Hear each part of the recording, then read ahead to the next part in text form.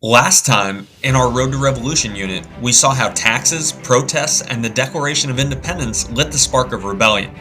But declaring independence was only the beginning. The colonies now had to fight for it. Let's dive into the battles and events that turned 13 colonies into one new nation. It all began at Lexington and Concord in April 1775, when British troops marched out to seize colonial weapons and arrest rebel leaders. Local militias stood their ground.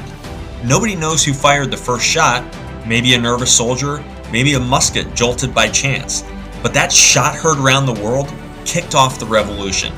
In the fierce fighting that followed, the colonists proved they weren't just farmers with pitchforks, they could stand up to the mighty British Army. And quick reality check, pitchforks weren't that great against muskets anyway. Not long after Lexington and Concord, leaders gathered at the Second Continental Congress in Philadelphia. They argued, debated, and, like many colonists following the Tea Act and Boston Tea Party, boycotted British tea as a patriotic choice. But they agreed on one big thing: forming the Continental Army. George Washington was chosen as commander, tall, steady, and respected for his leadership and resolve. Also, he looked pretty intimidating in uniform, which didn't hurt. The war had plenty of ups and downs. At Bunker Hill in Boston, the colonists lost the hill but won respect. They fought fiercely until they literally ran out of gunpowder. Turns out, bring extra ammo should have been on the checklist. At Trenton, New Jersey, Washington pulled off a surprise attack the day after Christmas. His army crossed the icy Delaware River at night and captured hundreds of Hessian soldiers still groggy from holiday celebrations.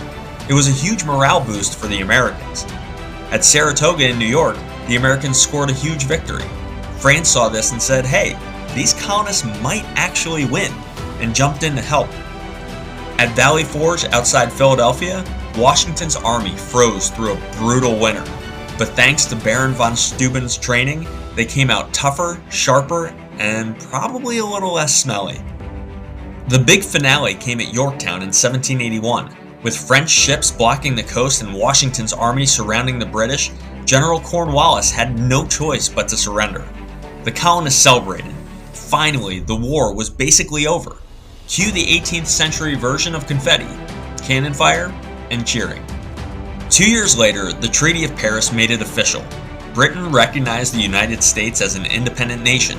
Fireworks lit the skies, Liberty Bells rang, and crowds erupted in celebration. But here's the part we can't forget. The revolution wasn't just fought by men in wigs. Women like Deborah Sampson disguised themselves as soldiers, while others ran farms, made supplies, and even carried water to the battlefield. Talk about multitasking. African Americans, both free and enslaved, fought on both sides, hoping for freedom and a better future. Their courage added strength to the fight for independence. From Lexington to Yorktown, from icy rivers to Congress halls, the revolution was a mix of bravery, sacrifice, and determination. Out of the struggle emerged a new nation, but independence was just the beginning. The next battle would be fought not with muskets, but with ideas, debates, and the challenge of creating a government that could hold 13 states together.